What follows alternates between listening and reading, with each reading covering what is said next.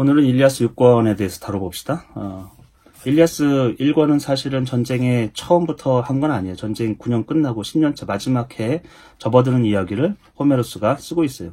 이 이야기의 구성은 마지막 해에 벌어진 일이지만 근데 호메로스는 중간중간에 전쟁의 처음 또 이전의 일들 또 그 전에 조상들의 이야기들을 계속 이야기 중간중간에 삽입함으로써 전쟁이 어떻게 흘러가고 있는지 이야기를 해주고 있어요. 1권에서는 아가멤논과 아킬레우스가 다퉜고 아킬레우스는 전쟁에 참여하지 않아요. 어머니 테티스에게 이제 제우스를 찾아가가지고 자기 명예를 드높여달라고 요청을 하죠. 그래서 전쟁은 결국에는 아킬레우스가 없을 때는 그리스군이 패배를 하는 그런 양상으로 전개를 될 거예요. 그리고 아킬레우스가 참전함으로써 그리스군이 이기는 그런 전체적인 제우스의 생각이 있었겠죠.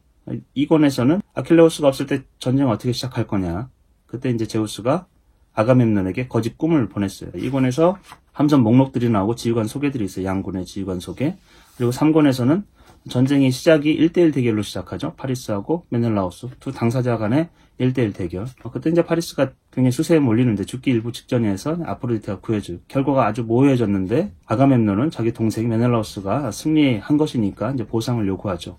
트로이아군은 잠잠히 있었는데 그때 판다로스가 화살을 쏘게 되죠. 그래서 전쟁이 다시 재개돼요. 협상의 여지는 전혀 없어졌어요. 전쟁이 다시 살벌한 전쟁이 시작돼요. 그래서 4권에서 전쟁이 난타전으로 벌어져요. 근데 5권에서 보면 디오메데스가 엄청난 무훈을 세워요. 판다로스를 죽이고 그 다음에 아이네이아스를 부상 입히고 그 아이네이아스가 이제 부상을 당해가지고 아프로디테 여신이 구해주는데 그 아프로디테 여신을 또 찔렀어요. 디오메데스가. 그리고 아폴론에게도 대항을 하고 그리고 결국에는 아레스 신에게까지 물론 이제 아테네 여신이 직접 마부가 되어가지고 디오메데스와 함께 아레스를 무찌르는 그래서 아레스가 올림포스로 가서 치료를 받는 그 장면으로 해서 이제 5권이 끝나요. 그러니까 6권 시작할 때는 신들은 전혀 전쟁터에 없어요. 헤라하고 아테네도 그 뒤로 이제 올림포스로 돌아왔기 때문에 그래서 6권 시작을 보면은 트로이아인과 아카이오이족이 무시무시한 혼전이 간섭하는 자 없이 진행되었다. 간섭하는 자라는 건 여기 신을 얘기하는 거예요. 신 없이 이제 인간들끼리 진행되었어요. 이 결과 사실 신들의 개입 없이 인간들끼리 싸우면은 그리스군이 월등하게 우세해요. 여기도 보면은 계속 초반에 그리스군이 트로이아군을 15명이나 계속 일방적으로 사륙하는 장면이 나와요. 희생자들에 대해서는 약간의 이제 묘사를 좀 해주고 있어요. 아이세포스와 페다소스 얘기가 나오는데 아이세포스와 페다소스는 라오메돈의 손자로 되어 있어요. 라오메돈의 아들 부콜리온이 있는데 부콜리온에게서 나왔다라는 거죠. 샘물의 요정. 트로이아인들은 계속 보면은 강의 신의 자식들, 샘물, 또 산의 요정의 아들 이런 식으로 계속 자연과 혼연일체된 자연이 훼손되는 그러니까 마치 이제 트로이아 그 자연이 인간에 의해서 훼손되는 그런 모습들처럼 묘사가 되고 있어요. 이 신화에 의하면 라오메도는 신들의 약간 불경한 짓을 저질렀죠. 포세이돈하고 아폴론에게 성벽을 지은 보수를 주지 않았고 헤라클레스에게도 신마를 주기로 해놓고서 안 줬어요. 그래서 헤라클레스가 라오메돈을 비롯해서 그 아들들을 모두 죽였는데 맨 마지막 막내 아들 프리아모스만 살아남았잖아요. 근데 여기는 보면은 배다른 아들이 하나 있었던 거예요. 부콜리온이라고. 그 아들들이 라오메돈의 손자들이 이제 전쟁에 참여했다가 죽었어요. 쌍둥이 아들이 이제 죽었다. 그래서 이제 전사자에 대한 추모의 표시로 이런 이야기를 들려주고 있는 것 같아요. 여기서 특별한 사람이 나오는데 아드라스토스예요. 메넬라우스가 아드라스토스를 잡았어요. 잡은 경위는 말들이 겁을 먹어서 나뭇가지에 걸렸어요. 그래서 이제 아드라스토스가 전차에서 굴러 떨어졌죠. 생포된 거죠. 아드라스토스를 메넬라우스가. 전차는 사실은 출퇴근용처럼 비슷하거든요. 먼 길이기 때문에 그리고 또 이 당시에 무구가 굉장히 무거워요. 이 헥토로의 무구도 보면은 턱하고 발꿈치 거의 여기까지 닿는 몸을 완전히 다 보호하는 그런 방패거든요. 창도 굉장히 길게 나왔습니다. 몇십 미터 되는 창처럼 묘사가 되어 있고 흉갑, 청동으로 만든 배띠 이런 것들을 생각해보면 엄청 무구가 무겁다는 걸 알 수 있어요. 칼도 차고 그렇죠? 그렇기 때문에 이걸 들고 뛰어가기가 이게 굉장히 어려워요. 그러니까 마차를 타고 전쟁터로 갔다가 또 마차를 타고 돌아오는데 여기 마차를 타고 겁을 먹고 좀 퇴각하는 모습이에요. 사실은 아드라스토스가 퇴각하면서 허겁지겁 도망가다가 이제 나뭇가지에 걸린 거죠. 근데 그 아드라스토스가 메넬라우스의 무릎을 잡고 이렇게 간청을 합니다. 나를 사로잡아 주세요. 이제 죽이지 말라는 얘기고 그리고 적당한 몸값을 받으십시오. 우리 아버지는 재산이 많다는 거예요. 청동이며 황금이며 무쇠며 이런 것들이 보물이 가득하니까 나를 살려주고 그 몸값을 받아라. 이게 전쟁의 양상이에요. 무구가 아주 좋은 그런 귀족을 잡으면 그 무구도 빼앗고 또 그 사람을 생포해가지고 나중에 몸값을 받고 풀어주는 그런 모습들이 계속 나와요. 그러니까 약탈 전쟁이라고 보면 돼요. 여인들은 이제 노예로, 또 어린아이들도 노예로 끌려가는. 그래서 이제 메넬라우스가 마음이 움직였어요. 뇌물에 의해 가지고 마음이 움직였죠. 메넬라우스의 성품은 약간 성품이 그렇게 포악하지는 않은 것처럼 일리아스에서는 내비쳐요. 그래서 마음이 움직였어요. 그때 아가멤논이 마주 달려와서 막 꾸짖습니다. 그러니까 아가멤논은 보시면 메넬라우스 근처에, 동생 근처에 늘 있다는 사실을 알 수 있어요. 동생에게 무슨 일이 벌어지면 또 형이 와가지고 뭔가를 하는. 그래서 유약한 메넬라우스 이렇게 얘기를 하고 있어요. 그러면서 이 아가멤논의 이야기는 굉장히 한번 들어보세요. 트로이아인들 중에 아무도 우리 손에서 갑작스러운 파멸을 면치 못하게 하라. 명령을 하는 거죠. 어머니가 뱃속에 품고 있는 사내 아이도 역시 면치 못하게 하라. 어머니가 뱃속에 품고 있는 그 어린아이, 태아죠. 그 아이도 죽이라는 얘기예요. 그들을 묻어줄 사람도 없이, 그리고 흔적도 없이 모두 한꺼번에 일리오스에서 없어지게 하라. 전멸시키라는 거예요. 그러니까 태아가, 어머니 뱃속에 있는 태아가 어떻게 죽습니까? 어머니를 죽여야 되죠, 사실은. 그러니까 임산부도 죽여라. 뭐 하여튼 모든 사람을 쓸어 없애라. 이런 식의 이제 굉장히 야만적인 이야기를 하고 있어요. 명령을 하고 있는 거죠. 메넬라우스가 그래서 이 아드라스토스를 밀쳐요. 그랬더니 아가멤논이 그 옆구리를 창으로 찔렀어요. 가까이서 그냥 애원하는 사람을 창으로 찌른 거죠. 그리하여서 뒤로 넘어지자 어떻게 했어요? 그의 가슴에 발을 얹고 물풀에 나무 창을 뽑았다. 굉장히 잔인한 장면이에요. 이거 영화상으로 이렇게 본다면 자기가 포로를 죽였어요. 그리고 발을 가슴에 얹고서 창을 빼는 거죠. 그걸 아주 자세하게 묘사를 했어요. 왜 묘사를 했을까? 이렇게 자세하게. 제가 보기에는 이 아가멤논의 어떤 성향, 성품, 이 잔인함, 잔혹함, 이것을 계속 비춰주는 것 같아요. 약한 자에게 굉장히 잔인하게 구는 이 아가멤논, 그리고 이 전쟁이 어떤 전쟁인지를 여실하게 보여주고 있어요. 잔인하고 또 노략질을 하고 약탈을 하는 그 전쟁이라는 거죠. 그 뒤에 또 네스토르가 이런 말을 합니다. 큰 소리로 아르고스인들을 향해 외쳤는데, 친애하는 다나우스 백성들이 영웅들이여, 아레스의 시종들이여, 지금은 누구든 되도록 많은 전리품을 함선들이 있는 곳으로 실어 가려고 전리품에 매달려 뒤에 처지는 일이 없도록 하시오. 적군을 도륙합시다.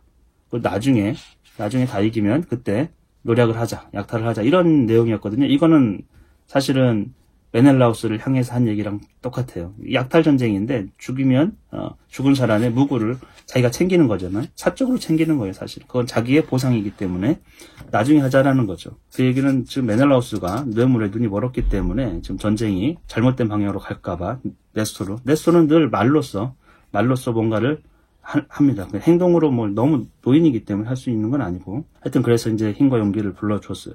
네스토르는 그런 역할을 하고 있어요. 이 전쟁은 일방적으로 그리스군이 트로이아군을 거의 사륙하는 거예요. 트로이아군은 여지까지 육군에 나와가지고 15명이 죽을 동안 한 명도 못 죽였어요. 그리스군을.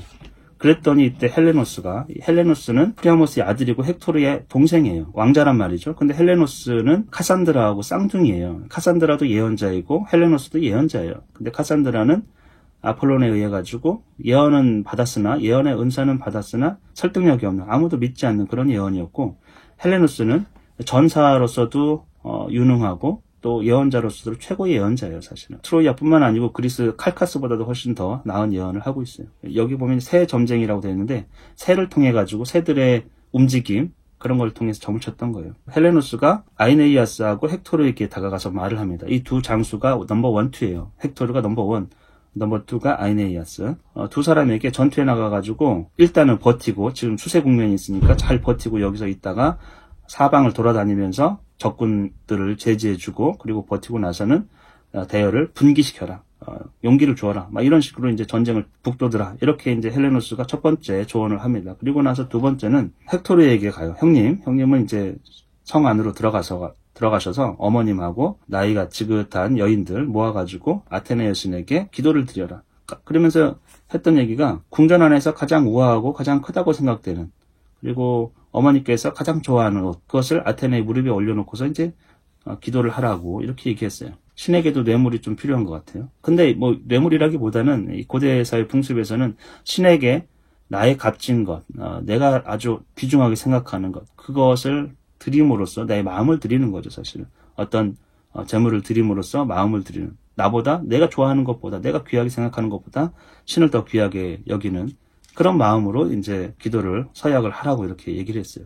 헬레노스는 이 전쟁에서 우리가 이기게 해달라 이런 것보다는 디오메데스가 지금 날뛰고 있으니까 이 디오메데스를 제지하게 그렇게 기도를 해달라는 거예요. 그래서 헥토르가 떠나갑니다. 이 뒤에도 보면 헬레노스는 헥토르에게 다른 조언들도 하고 있는데, 헬레노스는 나중에 살아남아요. 이 전쟁에서. 근데 왜 살아남냐면 그리스군에게 포로로 잡혔거든요. 생포됐어요. 오디세우스에게 생포됐어요. 그래가지고 세 가지 결정적인 예언을 합니다. 이거는 트로이아가 멸망하는데, 자기 고국, 자기 아버지의 도시, 이것이 멸망하는데 결정적인 역할을 하는, 그러니까 조국을 버린 배신자의 어떤 아이콘이에요. 헬레노스는. 첫 번째는 트로이아에 있는 팔라디움 아테네 여신상을 훔쳐라 이거예요. 그것이 트로이아 성에 있으면 트로이아는 절대 무너지지 않는다라는 거죠. 옛날 고대에는 집집마다 신상이 있었어요. 조그만 조각상처럼, 예를 들면 그런 것들을 다 모셔놓고 있었는데 그것이 도시를 지킨다고 생각한 거죠. 아테네는 도시의 수호자예요. 두 번째는 헤라클레스의 활이 있어야 된다는 거예요. 근데 지금 필록테티스가 렘노스 섬에서 뱀에게 물려가지고 치명적인 상처, 냄새가 엄청나고, 그래서 그를 렘노스 섬에 두고 왔거든요. 근데 그 헤라클레스의 활, 필록테티스가 지금 갖고 있는 그 활이 필요하다는 거예요. 그걸 갖고 와야 된다는 거예요. 그것도 나중에 오디세우스가 갖고 옵니다. 이 팔라디움 아테네 여신상도 오디세우스가 챙겨서 오고, 세 번째는 아킬레우스가 이제 죽은 뒤에 아킬레우스의 아들이 전쟁에 참여해야 된다, 참전해야 된다. 네오프텔레모스가 출전해야만 그리스군이 전쟁에 이길 수 있다. 그래서 또 오디세우스가 그 아킬레우스의 아들을 전쟁에 설득해서 전쟁에 참여시키는 그런 역할을 하고 있어요. 이 헬레노스는 그래서 아주 조국을 배신한 그런 예언자가 되겠어요. 그리고 이제 헥토르가 성체 안으로 이제 갔는데, 여기 보시면은 116행에 이런 말이 있어요. 헥토르가 떠나가니 그가 불룩한 방패의 가장자리를 따라 빙 둘러댄 검은 가죽이 아래 위로 그의 복사뼈와 목을 쳤다. 방패가 얼마나 큰지를 보여준 거예요. 전신을 다 가리고 있는 거예요, 방패가. 그리고 투구를 썼기 때문에 위쪽은 투구가 가리고 있고, 무기에 대해서 좀 설명해주고 있는 거죠. 그 다음에 헥토르가 이제 떠난 다음에 우리가 생각하기에 지금 가뜩이나 지금 트로이아군이 굉장히 불리한데 헥토르까지, 최고의 장수 헥토르까지 성 안으로 가버렸어요. 그렇죠. 그러면은 전쟁이 더 트로이아군에게 불리할 것 같은데, 희한한 장면이 나옵니다. 티데우스의 아들 디오메데스하고 글라우코스가 1대1 대결을 벌려요. 이제 두 아주 뛰어난 장수가 맞붙게 되는데, 그때 디오메데스가 이상한 얘기를 합니다. 글라우코스가 달려오는 것을 보자 디오메데스가 이런 말을 했어요. 가장 뛰어난 자여 필멸의 인간 중에 그대는 대체 뉘시오. 남자의 영광을 높여주는 싸움터에서 내 일찍이 그대를 본 적이 없어. 이러면서 얘기를 해요. 만일 그대가 하늘에서 내려온 불사신이라면 나는 하늘의 신들과는 싸우고 싶지 않소. 이렇게 얘기했거든요. 그대는 뉘시오. 한 번도 본 적이 없다. 지금 전쟁이 9년 지나고 10년 차인데 어떻게 모를 수 있을까? 글라우코스를. 그런 의문이 좀 들죠. 그러면서 대체 뉘시오. 신이요? 아니면 인간이요? 이렇게. 신이면 싸우고 싶지 않다고 했는데, 근데 디오메데스는 이전에 새 신하고 싸웠어요. 두 신에게는 치명적인 상처를 입혔고, 아폴론에게는 이제 경고를 받은. 그러니까 앞뒤가 안 맞긴 하지만, 뭐 디오메데스가 이렇게 한 거는 굉장히 그 전에 신들하고 싸우면서 깨름직한 무엇인가 있었을 것 같아요.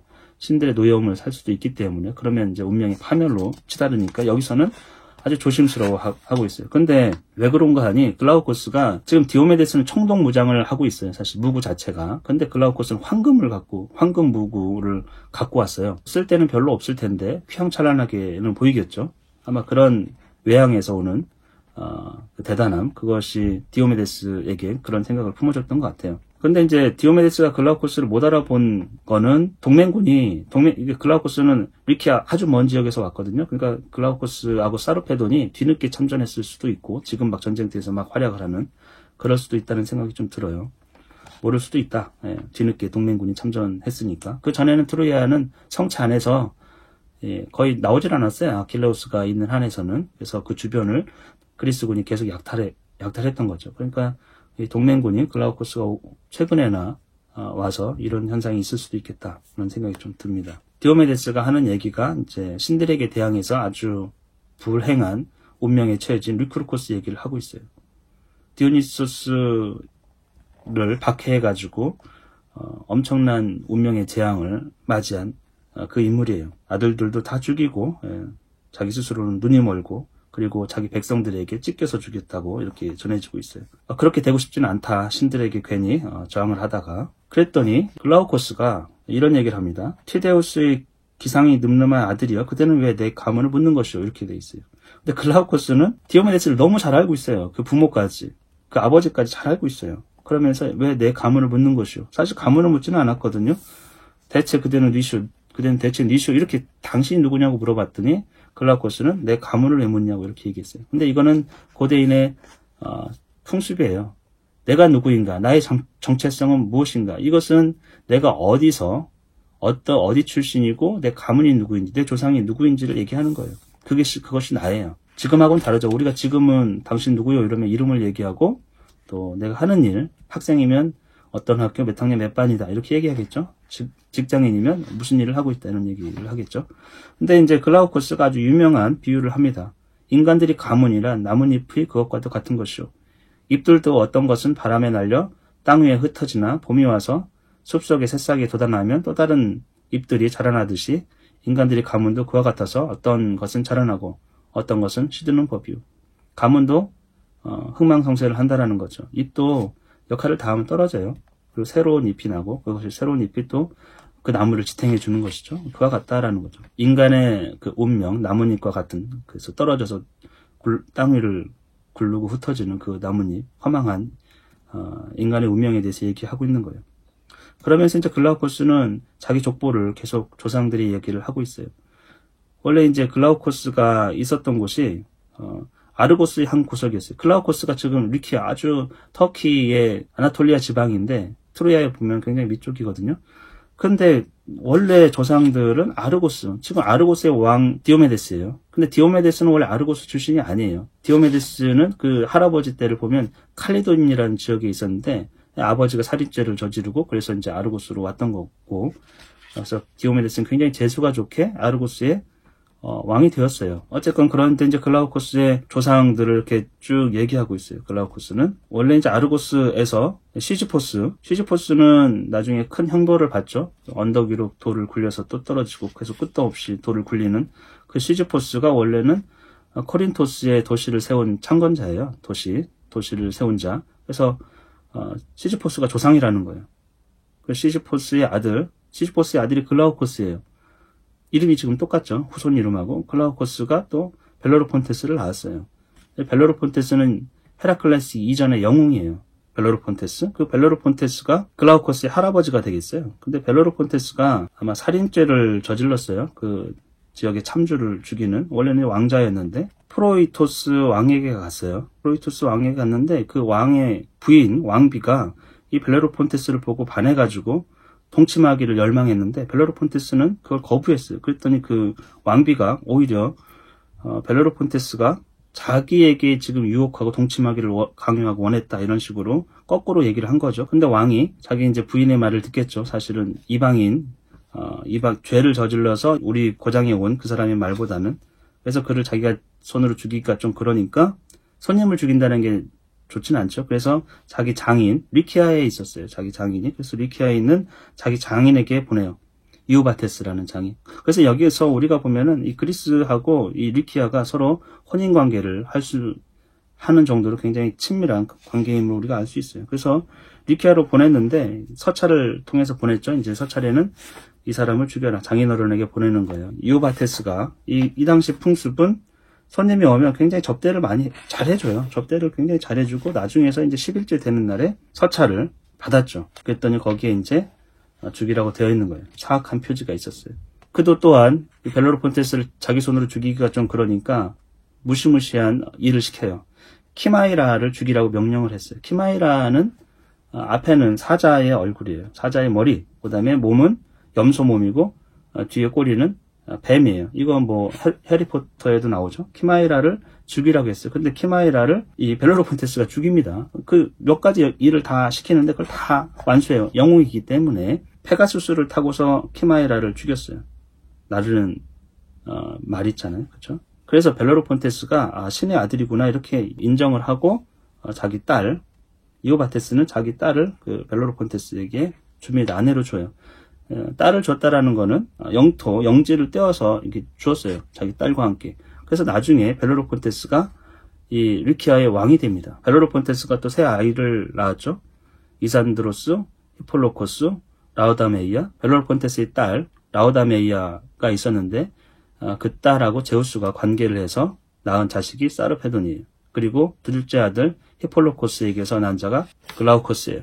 그리고 첫째 아들 이산드로스하고 딸 라우다메이아는 일찍 죽은 걸로 되어 있습니다. 어쨌건 그렇게 해서 글라우코스가 자기 집안 얘기를 해요. 굉장히 좋은 집안이에요. 사실 영웅의 집안이고, 그리고 원래 고향은 제 코린토스 또 아르고스 이쪽에서 왔다고 이렇게 얘기를 했어요. 그랬더니 디오메데스가 그렇다면 그대는 먼 옛날 부조 때부터 나의 빈객이요 이렇게 돼 있어요. 빈객은 이제 손님을 얘기하는 거고, 부조라는 건 할아버지 때 얘기를 하는 거죠. 그래서 자기 할아버지가 오이네우스예요. 이 오이네우스는 칼리돈의 멧돼지 사냥에 나오죠. 아르테미스 여신에게만 제사를 지내지 않아가지고 아르테미스 여신이 멧돼지를, 엄청 큰 멧돼지를 보냈을 때 그 칼리돈 지역을 다스리던 그 오이네우스예요. 디오니소스가 칼리돈에 왔죠. 그때 이제 아주 극진하게 대접을 해줬어요. 그렇죠? 그래서 오이네우스의 부인 왕비하고 디오니소스가 아이를 낳은 그런 이야기도 있습니다. 그래서 오이네우스는 디오니소스를 잘 대접한 결과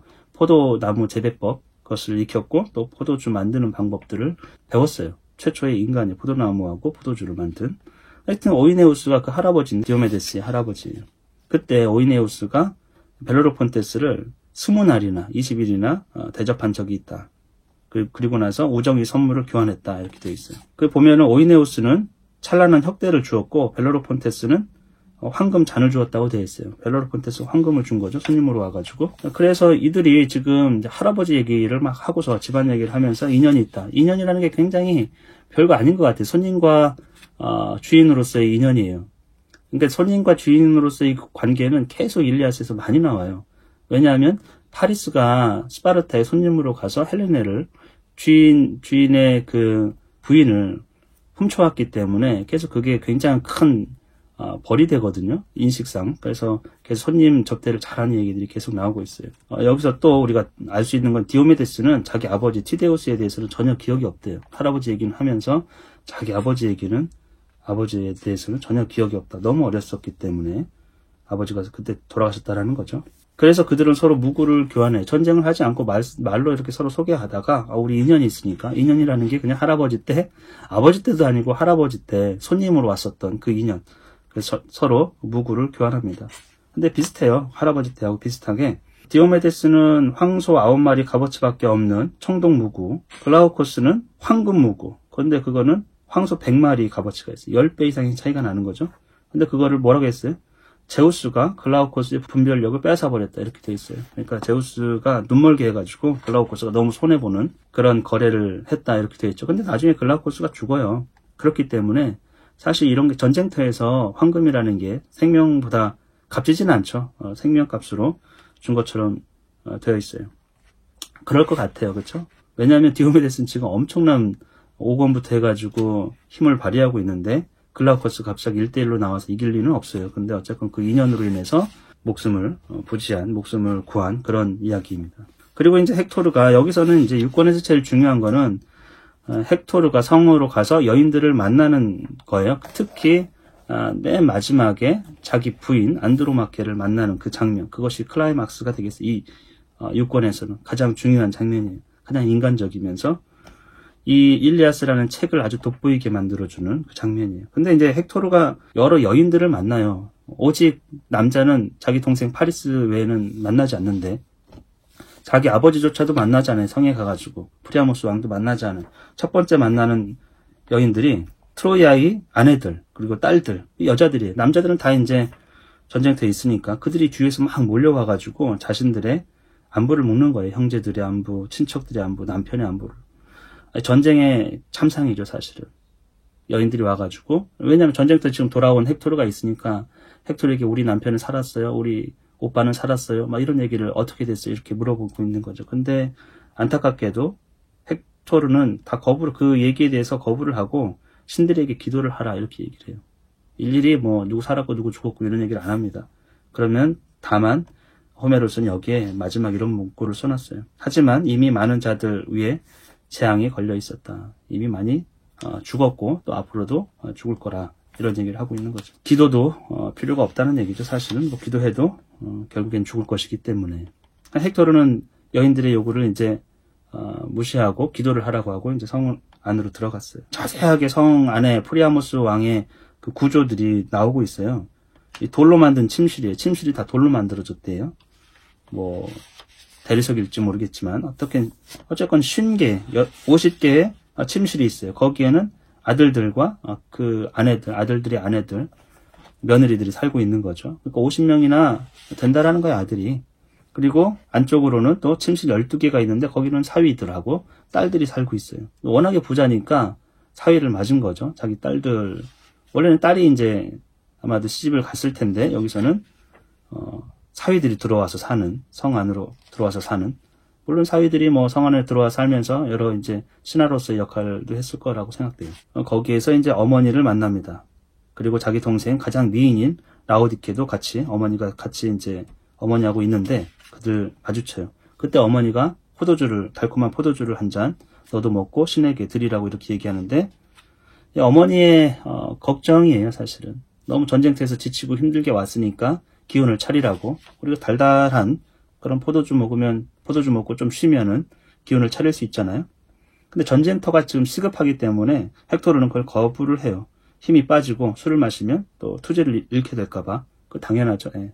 어머니의 의도는 그거였어요. 노곤해지고 그러면은 좀 쉬고 나가라 이런 거였는데 헥토르는 그걸 거부하고 또 제우스께 지금 내가 전쟁터에서 너무 더러운 손 이런 것들로 포도주를 부어드릴 수가 없으니까 그래서 거부를 하면서 이 헬레노스에게 자기 동생에게 들었던 얘기를 그대로 전해줍니다. 아테네 여신 신전으로 가가지고 기도를 드려라 이런 얘기를 하고 있어요. 송아지를 바치고 창수요 패주의 강력한 주도자인 티데오스의 아들을 신성한 일리오스에서 물리쳐 주신다면 아직 막대기에 맞아본 적이 없는 한 살배기 암송아지 12마리를 신전 안에서 제물로 바치겠다고 서약을 하시오 이렇게 돼 있어요. 신에게 서약을 하는데 내가 신께서 뭘 해주시면 이걸 주겠다 이렇게 얘기를 하는 거죠. 약간 이제 조건문처럼 되어 있어요. 우리도 기도할 때 그런 경우들이 많죠.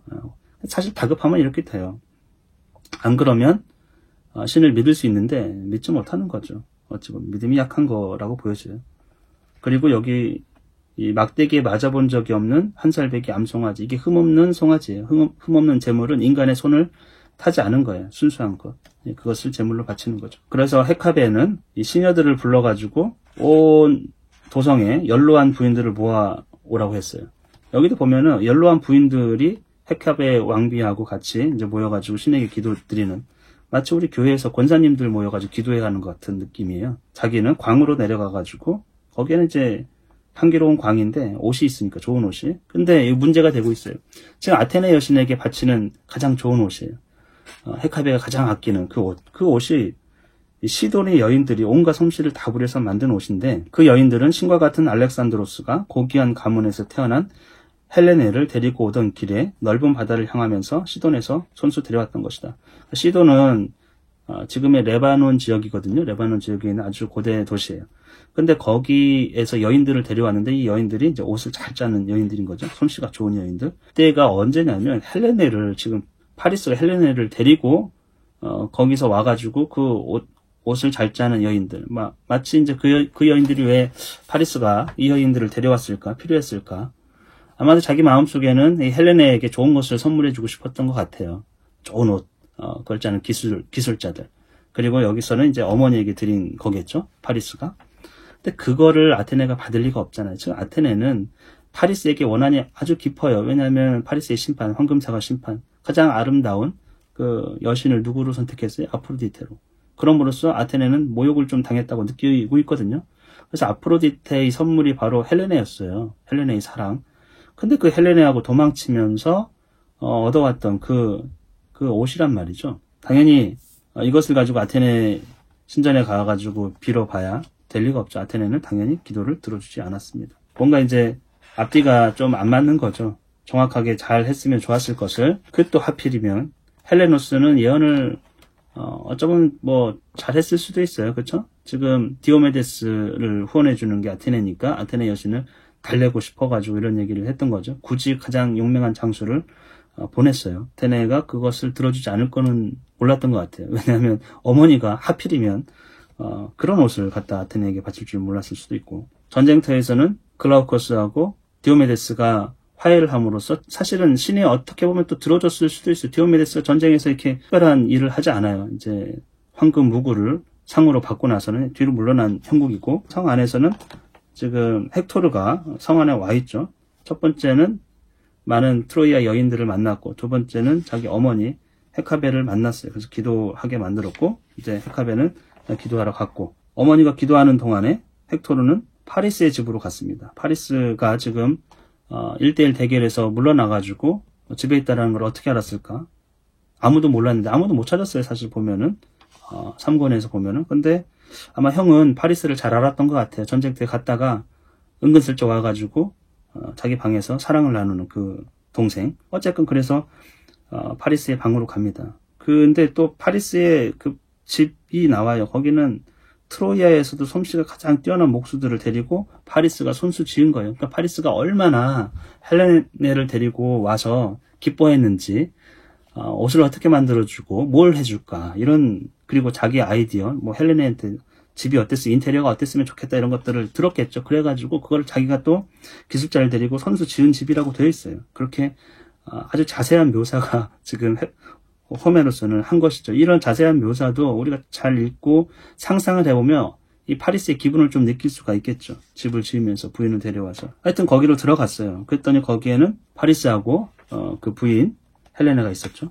근데 여기에서 또 하나 무구에 대해서 나오는데, 제우스의 사랑을 받는 헥토르는 그 안으로 들어갔고, 그 안이라는 게 이제 파리스 방이에요. 손에는 열한 완척이나 되는 창을 들고 있었다. 이 창의 크기가 나와요. 아까 방패의 크기가 나왔었잖아요. 방패가 이제 턱에서부터 이제 발목까지. 근데 여기도 보면 창은 열한, 11 완척. 완척은 고대 큐빗을 얘기하는 거예요. 큐빗. 여기 팔꿈치서부터 끝까지, 여기서부터 여기까지. 대충 한 45cm 또는 50cm 정도 되는 그 열한 완척이면 얼마입니까? 엄청난 거죠, 사실은. 말도 안 되는 거죠, 지금. 아무튼 엄청 크다라는 생각을 하고 있는 거예요. 그러니까 이게 수치상으로 보면은 다 이게 과장이 되어 있다, 이렇게 우리가 볼 수 있어요. 근데 창이 엄청 크다. 키보다도 훨씬 더 크다. 몇 배는 크다. 이렇게 보시면 좋을 것 같아요. 하여튼 그 창을 들고 간 거예요. 창을 보통은 이제 내려놓고 갈 텐데, 창을 들고 갔어요. 왜냐하면 전쟁터로 빨리 가자고 이렇게 설득하려고 했던 모양이에요. 그랬더니 거기에 이제 파리스가 무구를 이렇게 만지작거리면서, 아마 만지작거린 거는 갈까 말까 이런 고민을 하고 있었을지도 모르죠, 우리가. 그런데 여기 참 이상한 표현이 있습니다. 헥토르가 얘기하는데, 너 참 이상하다, 파리스야. 그렇게 마음속으로 원한을 품는 것은 좋은 일이 아니야. 여기서 왜 원한을 품는다고 했을까요? 파리스가 지금 전쟁터에 안 나갔는데 무슨 원한이 있을까요? 이것에 대한 해석이 약간 분분하긴 합니다. 파리스가 누구에게 원한이 있을까요? 메넬라우스에게? 사실 원한이 있다고 하면은, 원한이 있어서 지금 전쟁터에 참여하지 않은 것처럼 되어 있거든요. 그래서 그런 원한을 풀고 이제 전쟁터로 나가라고 되어 있는데, 여기 보면 그 뒤에 파리스가 이런 얘기를 해요. 헥토르 형님께서 나를 꾸짖는 것은 당연하고 부당하지 않소. 이러면서, 내 침실에 앉아있는 것은, 내가 전쟁터에 안 나고 침실에 앉아있는 것은 트로이아인들에게 그토록 화가 나거나 원한이 있어서가 아니라 실컷 슬퍼하고 싶었기 때문이요. 그러니까 원한이 있지는 않다라는 거예요. 근데 여기는 누구에게? 트로이아인들에게. 아마도 이런 거라고 비유돼요. 원한이 생긴 거는 트로이아인들이 파리스를 비난하고 있는 거죠, 사실은. 못난 전쟁을 일으킨 주범이면서 지금 1대1 대결에서도 패해가지고 우리가 이런 지경에 처하는 많은 비난을, 눈초리를 받았을 것 같아요. 말과 눈총과. 그래서 그것에 화가 났을 수도 있겠죠. 근데 그런 건 아니고, 원한이 아니고 슬퍼했다는 거예요. 뭘 슬퍼했을까요? 글쎄, 자기 운명을 슬퍼했을까요? 아니면 전쟁 1대1 대결에서 진 것이 분하고 슬펐을까요? 아니면 자기 부인 헬레네에게 자꾸 이제 잔소리를 들었던 것이 슬펐을까요? 어쨌건 그래서 이제 전쟁터에 나가지 않았다는 얘기를 하고 있어요. 그러면서 승리라는 이 사람에서 저 사람에게로 늘 자리를 옮기는 법이니까 자기가 이제 나가겠다. 운이라는 것, 또 승리라는 것도 정해진 것이 아니다. 나중에는 내가 이길 수도 있다. 이런 생각을 하고 있는 거죠. 헬레네가 한마디 합니다. 남편에 대해서. 근데 헬레네가 자기의 운명이 애초에 이런 일이 일어나지 말았을 것을, 처음에 나를 낳지 말았을 것을, 그런 일이 없었으면 좋았을 것을 이렇게 얘기하는데, 어차피 불행한 운명이 정해졌다면 나는 사람들의 모욕과 심한 비난을 느낄 줄 아는 더 훌륭한 사람이 아내. 보세요. 더 훌륭한 사람의 아내예요. 내가 훌륭한 아내가 아니고 더 훌륭한 사람의 아내. 이런 표현을 해놨어요. 그러니까 남편이 좀 더 사람의 모욕과 심한 비난을 느낄 줄 알았으면 좋겠다라는 거죠. 책임감이 더 있었으면 좋겠다라는 건데, 그렇지 못했다라는 거예요. 내가 기왕에 파리스의 아내인데 이렇게 운명이 정해졌다면 그 남편 파리스가 사람들의 모욕과 심한 비난을 느껴서 더 훌륭해졌으면 좋겠는데 그렇지 못했다는 얘기고, 그러면서 저희는 파리스는 마음이 확고하지 못하고 앞으로도 그럴 거예요 이렇게 해놨어요. 그러니까 파리스는 확고부동한 어떤 심지가 있는 사람은 아니라는 거죠. 그리고 또 예전에 다 봐왔으니까 알죠. 부인들이 이런 얘기를 많이 합니다. 남편에 대해서. 옛날에 그랬던 사람이니까 앞으로도 뻔하다는 얘기예요. 보나마나. 예. 마음이 또 확고부동하지 못하는. 그 전에 아까 봤지만 파리스가 무슨 얘기를 합니까? 파리스의 가치관이에요. 승리란 게 나한테 내가 저번에 졌지만 또 승리라는 게 이 사람에게 갔다가 저 사람에도 가고 왔다 갔다 할 수 있는 거니까, 그렇게 약간 이제 뭐 계획이 없는 듯한 태평한 얘기를 약간 그렇게 무책임한 얘기 같은 걸 하잖아요. 그러니까 이제 앞으로도 그럴 거라고 얘기를 하는 거예요. 확고하지 않은 그 마음을 가진 파리스. 그러면서 헬렌에도 헥토르에게 의자에 앉으라고 얘기하죠. 사실 의자에 앉으라는 얘기는 이제 좀 쉬라는 얘기예요. 그랬더니 또 헥토르는 거부를 합니다. 지금 그럴 때가 아니라는 얘기죠. 그래서 여기 보시면 헥토르는 성에 가가지고 여인들을 만나는데 다 거부를 해요. 여인들의 얘기를. 그 처음에 우리 남편이 어때요? 우리 오빠가 어떻게 살았어요? 이 얘기를 다 거부하고 신들에게 기도만 드리라고 하고, 자기 어머니 헤카베가 포도주를 마시라고 했는데 그것도 거부하고, 세 번째 헬레네가 의자에 앉으라고 했는데 그것도 거부를 해버렸어요. 왜냐하면 전쟁터가 지금 시급하고 전우들이 나를 지금 그리워하고 있기 때문에 서둘러 가야 된다 이런 얘기죠. 그리고 나서는 그럼 서둘러 가야 되는데 가지 않고 사랑하는 아내와 어린 아들을 지금 만나볼 참으로 가겠다는 거예요. 여기 의자에는 앉지는 않지만 그래서 아내하고 아들을 만나러 갑니다. 그런 거예요. 헥토르는 이게 마지막일지도 모른다. 내가 내 아내와 아이들을 만나는 그 마지막 순간일지도 모른다는 그 생각 때문에 아내하고 아이를 만나러 가요. 근데 집에 없었어요. 안드로마케는. 성에 올라가가지고 전쟁이 어떻게 됐는지 보고 있는 거예요. 근데 안드로마케가 혼자 외롭게 있는 모습을 볼 수 있어요. 여기 이제 가정부가 헥토르에게 얘기합니다.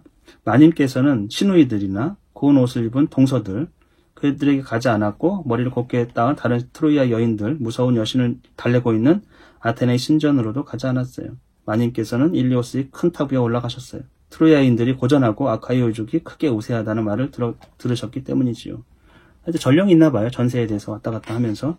그러니까 트로이아인들이 굉장히 수세에 몰려있기 때문에 자기 남편 걱정을 하는 거죠. 마님께서는 실성한 사람 모양으로 황급히 성벽으로 달려갔다 이렇게 돼 있어요. 유모가 아이를 안고 따라갔다. 이 안드로마케는 이미 자기 남편이 어떻게 될 거라는 걸 계속 여인의 촉감으로써 알고 있어요. 죽을 거라는 것을. 그래서 계속 걱정을 해요. 이 지금 마지막 만남의 장면에서도 안타까운 이야기들을 계속 하고 있습니다. 그런데 이제 그 부인은 자기 남편을 아무리 봐도 없었는지 모르겠어요. 큰 성체에서 내려와가지고 스카이아이 문, 아주 전쟁터로 나가는 그 문이란 말이죠. 거기로 내려와서 남편을 만나요. 헥토르는 지금 그 문을 지나쳐서 전쟁터로 가려고 하는 거고. 그러니까 극적인 거죠. 잠시라도 시간이 빗나갔으면 이 부부는 서로 못 만났을 텐데 그 경계선에 있는 그 부분에서 서로 만나고 있는 거예요. 여기서 우리는 헥토르의 인간됨, 그걸 볼 수가 있어요. 헥토르의 아내 안드로마케는 에에티온의 딸이에요. 테베의 왕이었던 에어티온의 딸이에요. 그 아들은 원래 헥토르가 아버지니까 이름을 지어줬겠죠. 스카만드리오스라고 했어요. 그러니까 스카만드로스 그 트로이 성 주변을 흐르는 그 강의 이름을 따가지고 지어줬던 것 같은데, 근데 사람들은 아스티아낙스라고 불렀어요. 아스티아낙스란 뜻은 도성의 왕이란 뜻이에요. 그러니까 헥토르가 성을 지키는 자거든요. 그래서 그 아들도 결국에는 그 헥토르와 그 아들이 대대로 성을 안전하게 지켜주기를 바라는 마음에서 백성들이 그렇게 아스티아낙스라고 이름을 불러주었던 것이죠. 헥토르는 아들을 보면서 미소를 지었어요. 아이를 보면서 아버지가 미소를 지었는데 안드로마케는 남편을 보면서 눈물을 흘리고 있어요. 그러면서 당신은 이상한 분이세요. 당신의 그 용기가 당신을 죽일 거예요. 이렇게 얘기하고 있습니다. 나는 과부가 될 거예요. 아이는 고아가 될 거예요. 그러니까 당신의 용기가 당신을 죽일 거라는 거죠. 그러니까 전쟁을 냉철하게 보고 자기 목숨을 귀하게 여겨라. 또 그렇지 않다고 하면 나와 내 아이를 보고, 당신의 부인과 아이를 보고 당신의 생명을 귀하게 여겨라. 이렇게 조언을 하고 있다고 보여지죠. 그러면서 안드로마케는 자기 이야기를 합니다. 나의 아버지는 아킬레우스가 죽였어요. 테베를 함락하고 자기 아버지 에에티온을 죽였어요. 그런데 여기서 좀 묘한 표현이 나옵니다. 하지만 그자는 아킬레우스는 마음이 꺼림직했던지 그분의 무구들은 벗기지 않고 정교하게 만든 무구들과 함께 그분을 화장한 다음 그 후에 봉분을 지어주었어요. 그러니까 장례식을 치러준 거예요. 지금 아킬레우스가. 근데 나중에 보세요. 헥토르의 시선을 가지고 얼마나 훼손하는지. 그런 아킬레우스가 원래는 그렇지 않았다라는 거예요.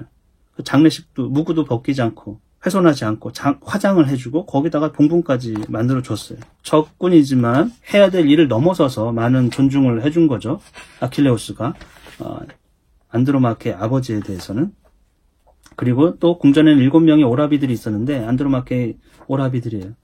모두 한날에 하데스 집으로 갔어요. 모두 한날에 죽었어요. 아킬레우스에 의해 가지고. 어머니도 나중에 아킬레우스에게 포로로 잡혀갔는데 끌려갔다가 몸값을 받고 풀려났어요. 근데 나중에 아르테미스 여신에 의해 가지고 죽었다. 활에 의해서 죽었다라는 거예요. 활 맞고 죽었다라는 얘기겠죠. 그래서 헥토르여, 당신이야말로 내게는 아버지요, 존경스러운 어머니이며 오라비이기도 하다.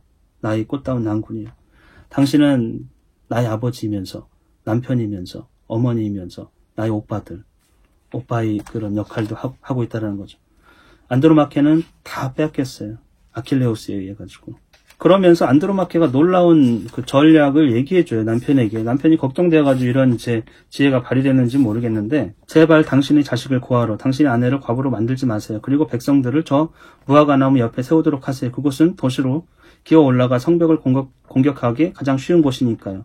예전에도 이제 아이아스하고 이도메네우스가 그곳을 공격했다라는 거죠. 그것도 벌써 3번이나 그곳을 몰려와 공격을 시도했다. 그러니까 성 밖으로 나가서 싸우지 말고 성 안을 지키고 우리 성의 취약한 부분의 병력을 결집을 시켜서 그것을 지켜라, 이런 얘기를 하고 있는 거예요. 그 얘기를 들었으면 헥토르는 죽지 않았을 수도 있고 전쟁은 끝났을 수도 있어요. 왜냐하면 그리스군도 집에 가고 싶거든요, 지금. 근데 성체는 무너지지 않고 그런 상황이었기 때문에 사실 지키면 되는 전쟁이었는데 지금 헥토르는 나가서 싸우고 그 요구를 부인의 요구를 거부를 합니다. 그러면서 하는 얘기가 트로이아 여인들이 볼 낯이 없다. 여기 참 이상하죠. 여인들의 볼 낯이 없다. 헥토르는 여인들하고 많은 관계가 있는, 여인들이 굉장히 좋아하는 장수이기도 하고 여인들의 볼 낯이 없다라는 거죠. 여인들에게 인기가 많은 헥토르예요. 그러면서 헥토르는 잘 알고 있다라는 거예요. 멸망의 날이 멸망의 날이 올 것이라는 것을. 그러나 트로이아인들이 나중에 당하게 될 고통, 나중에 이제 멸망하면 당하게 될 고통, 아니 헤캅의 자신과 프리아모스 왕과 그리고 적군에 의해서 먼지 속에 쓰러지게 될 수많은 용감한 형제들의 고통도 당신이 당하게 될 고통만큼 내 마음을 아프게 하진 않소. 여기서 헥토르는 아주 놀라운, 고대인들의 시각에서 볼 때 굉장히 놀라운 얘기를 합니다. 왜냐하면 부모보다도, 그러니까 헤캅이나 프리아모스 왕보다도, 그리고 내 형제들보다도 누구의 고통을, 아내의 고통이 훨씬 더 마음 아프다라는 거예요. 아내의 고통이. 부부 사이가 얼마나 좋은지 굉장히 인간적인 그런 헥토르의 모습을 볼 수 있어요. 근데 고대 사회에서는 굉장히 있기 힘든 일이죠. 부모가 먼저고 형제가 그 다음이고 그 다음에 아내는 그 다음일 텐데 헥토르는 전혀 그런 사람이 아니에요. 아내를 제일 걱정하는, 아내의 고통을 제일 걱정하는, 부모보다도. 마지막으로 헥토르는 자기 아들을 안아보려고 해요. 근데 아들이 아버지의 그 투구의 말총 장식을 보고서 무서워가지고 울어요. 소리를 지르고. 그리고 유모의 품속으로 파고들어요. 겁을 먹었죠. 그러자 아버지와 존경스러운 어머니가 웃음을 터뜨렸어요. 이 웃음이 마지막이라는 거예요. 아들을 보면서, 아이가 이제 아버지의 투구를 보면서 무서워가지고 울고 유모의 품 안으로 가슴속으로 숨으니까 부모가 지금 마지막 웃음을 터뜨리고 있는 거예요. 그래서 헥토르는 무구를 땅에다 내려놓고 벗고 아들을 다시 안고 아들에게 입맞춤을 하고 기도를 합니다. 아들을 위해서 축복 기도를 하고 있는 거예요. 근데 그 축복 기도는 들어주지 않아요. 헥토르는 부인에게 마지막 당부를 해요. 전쟁은 남자들이 하는 거니까 부인의 요구, 아까 전략을 얘기했잖아요. 그걸 거부하면서 집안일에 힘쓰라고 그렇게 얘기합니다. 전쟁은 내가 염려할 것이니까. 그런데 마지막으로 그래서 이제 떠나요. 남편이. 그 뒷모습을 보면서 부인은 엄청 눈물을 뚝뚝 흘려요. 그래서 눈물이 자꾸만 나는 거예요. 헥토르가 아직 살아있는데도 그들은 그의 집에서 그를 위해서 통곡했어요. 그들은 그가 아카이오족의 강력한 손에서 벗어나 싸움터에서 다시 돌아오리라고는 생각하지 않았던 것이다. 여인의 예감이에요. 남편이 죽을 거라는 그 예감을 하고 있어요. 그런데도 보낸 거죠. 마지막. 그래서 계속 헥토르가 살아있는데도 불구하고 계속 눈물을 흘리고 있어요. 그리고 마지막으로 성문 앞에서 헥토르와 파리스가 만나가지고 전쟁터로 나아갑니다. 아마도 이제 헥토르와 파리스가 같이 참전하면서는 전쟁의 양상이 조금 바뀔 거예요.